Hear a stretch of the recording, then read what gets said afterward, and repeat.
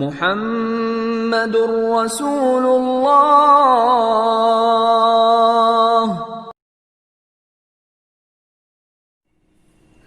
السلام علیکم ورحمۃ اللہ وبرکاتہ۔ الحمد للہ وکفى والسلام علی عباده الذین اصطفى، اما بعد۔ بسم اللہ الرحمن الرحیم۔ عن عائشة ام المؤمنین ان الحارث بن هشام سأل رسول الله صلى الله عليه وسلم فقال يا رسول الله كيف يأتيك الوحي؟ فقال رسول الله صلى الله عليه وسلم أحيانا يأتيني مثل صلصلة الجرس وهو أشده علي فيفسف عني أو فيفسف عني وقد وعيت عنه ما قال، وأحيانا يتمثل لي الملك رجلا فيكلمني فأعي ما يقول۔ قالت عائشة ولقد رأيته ينزل عليه الوحي في اليوم الشديد البرد فيفسف عنه أو فيفسف عنه وإن جبينه لتفصد عرقا۔ محترم ناظرین، میں آپ کا بھائی محمد سلفی محمدی ریسرچ سینٹر میں آپ سبھی کا خیر مقدم ہے۔ درس بخاری کی یہ دوسری نشست ہے۔ مومنوں کی ماں عائشہ رضی اللہ عنہا سے روایت ہے کہ حارث بن ہشام رضی اللہ عنہ نے رسول اللہ صلی اللہ علیہ وسلم سے سوال کیا۔ انہوں نے پوچھا، اے اللہ کے رسول، آپ پر وحی کیسے آتی ہے؟ رسول اللہ صلی اللہ علیہ وسلم نے جواب دیا، بسا اوقات وحی میرے پاس گھنٹی کے بجنے کی طرح آتی ہے، اور وحی کی تمام کیفیات میں یہ کیفیت میرے لیے سب سے زیادہ سخت ہوتی ہے۔ وحی کی یہ کیفیت جب مجھ سے ختم ہوتی ہے تو اس وقت اس فرشتے کا کہا ہوا سب کچھ یاد کر چکا ہوتا ہوں، اور بسا اوقات فرشتہ ایک آدمی کی شکل اختیار کرتا ہے، وہ مجھ سے باتیں کرتا ہے، اور وہ جو کچھ کہتا ہے میں وہ سب کچھ یاد کر لیتا ہوں۔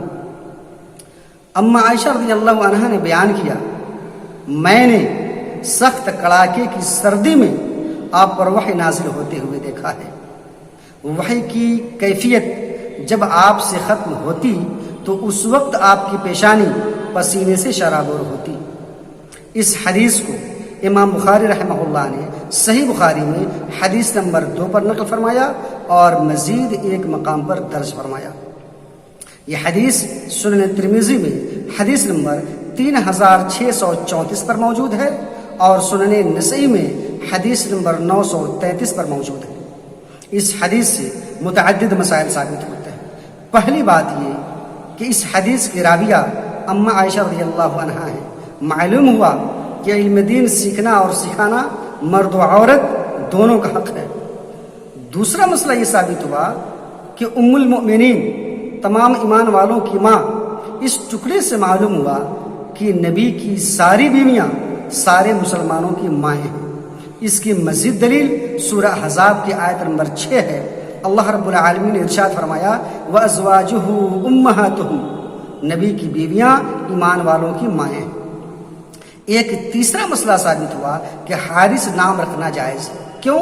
اس لیے کہ حارث ایک صحابی کا نام ہے، اور نبی کی خاص خوبی تھی کہ جب آپ کے سامنے کوئی غیر شرعی نام آتا تو آپ اس نام کو تبدیل فرما دیا کرتے۔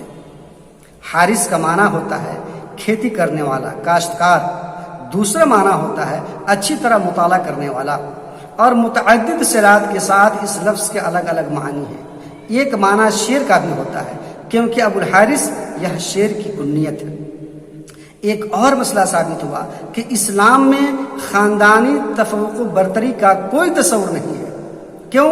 اس لیے کہ حارث رضی اللہ عنہ، ان کے حقیقی بھائی کا نام ابو جہل ہے، یعنی ہشام ہی کے لڑکے حارث رضی اللہ تعالیٰ عنہ ہیں، جنہوں نے فتح مکہ کے موقع سے اسلام قبول کیا اور فتح شام میں شہادت پائی، اور ہشام کے دوسرے لڑکے کا نام ابو جہل ہے جو رادع درگاہ ہوا۔ ایک اور مسئلہ ثابت ہوا، انہوں نے نبی سے سوال کیا، لہذا معلوم ہوا کہ دین سیکھنے کے لیے، بات سمجھنے کے لیے سوال کرنا یہ صحابہ کی سنت ہے۔ ایک اور مسئلہ ثابت ہوا کہ بڑوں سے سوال کرنا یہ ان کی شان میں گستاخی نہیں، یہ بے ادبی نہیں۔ اگر اسے بے ادبی کہا جائے تو تو بھلا کون ایسا مومن ہوگا جو یہ تصور بھی کر سکتا ہے کہ صحابہ یہ گستاخ نبی بھی ہو سکتے ہیں؟ ایک بات اور کہہ دی جائے کہ صحابہ کی سنت پر عمل کرتے ہوئے اگر عوام سورہ نحل کی آیت نمبر 44 کے مطابق وبالبینات والزبر کی سوال کرو تو دلائل کی روشنی میں جواب مانگو، اگر اس قرآن کی آیت پر عمل کرتے ہوئے عوام علماء سے دلائل کی روشنی میں جواب مانگنا شروع کر دے اور ان کی انہی باتوں کو مانے جو دلائل کے مطابق ہوں، تو ایسی صورت میں عوام سے جہالت و ضلالت ختم ہو جائے گی اور فرقہ پرست مولیوں کی دکانیں بند ہو جائیں گی، اگر بند نہ بھی ہوں تو سنی ضرور پڑ جائیں گے۔ ایک اور مسئلہ ثابت ہوا کہ صحابی نے کیسے خطاب کیا، یا رسول اللہ، اے اللہ کا رسول۔ معلوم ہوا کہ صحابہ کی سنت ہے کہ ہم جب کسی سے بات کریں تو اس کی اہلیت کا اعتبار کرتے ہوئے اس کی عظمت و شان کی حیثیت سے ویسے الفاظ سے مخاطب کریں۔ ایک اور مسئلہ ثابت ہوا کہ نبی نے جواب دیا، سوال سن کر کے ناراض نہیں ہوئے، لہٰذا معلوم ہوا کہ نبی کی سنت ہے کہ علماء کو عوام کے سوالات کو برا نہیں ماننا چاہیے، بلکہ نبی کی سنت کے مطابق عوام کے سوالات کو خندہ پیشانی سے سننا چاہیے اور دل جمعی کے ساتھ حقیقی علم کی روشنی میں جواب دینا چاہیے۔ ایک اور مسئلہ ثابت ہوا کہ وحی نازل ہوتی ہے، وحی کی جو 12 صورتیں ہیں ان میں سے 2 احوال کا ذکر اس حدیث کے اندر ہوا ہے۔ ایک حالت کیا ہے کہ وحی کا گھنٹی کے بجنے کی طرح سے آنا، اور دوسری حالت ہے کہ ایک آدمی کی شکل میں حضرت جبریل کا آنا۔ اور صحیح بخاری اور صحیح مسلم کی دیگر احادیث کی روشنی میں معلوم ہوتا ہے کہ حضرت جبریل علیہ الصلوۃ والتسلیم کبھی دحیہ بن خلیفہ الکلبی رضی اللہ عنہ کی شکل میں آتے تھے اور کبھی کسی اجنبی آدمی کی شکل میں۔ ایک بات اور یہاں پر سمجھ لینی چاہیے کہ وحی ہو رہی ہے، یعنی جس طرح سے قرآن کی وحی ہوئی ہے اسی طرح سے احادیث نبویہ کی بھی وحی ہوئی ہے۔ وقد وعیت عنہ سے ایک معنی یہ نکلتا ہے کہ جس طرح سے قرآن محفوظ ہے، قیامت تک قرآن میں رد و بدل نہیں کیا جا سکتا، اسی طرح سے احادیث صحیحہ میں بھی قیامت تک رد و بدل نہیں کیا جا سکتا۔ ایک اور مسئلہ ثابت ہوا کہ جس طرح سے قرآن کو ماننا فرض ہے اسی طرح سے حدیث نبویہ کو بھی ماننا فرض ہے، اور اگر کوئی حدیث کا انکار کرتا ہے تو دراصل وہ قرآن کا انکار کرتا ہے۔ ایک اور مسئلہ ثابت ہوا وشد علیہ کی سب سے زیادہ سخت یہ کیفیت ہوتی تھی۔ معلوم ہوا کہ اللہ کے نبی بشر تھے، تب تو بشری اثرات نبی پر مرتب ہوئے کہ سختی کا احساس ہو رہا ہے۔ ایک اور مسئلہ ثابت ہوا کہ سختی سے نبی کا مقام اونچا ہو رہا ہے، اور یہ تو واضح ہے کہ تمام نبیوں اور رسولوں سے افضل ہمارے آخری رسول محمد صلی اللہ علیہ وسلم ہیں۔ ایک اور مسئلہ ثابت ہوتا ہے کہ عائشہ رضی اللہ تعالی عنہا کی قوت حافظہ کہ اس طرح سے من وعن انہوں نے محفوظ رکھا۔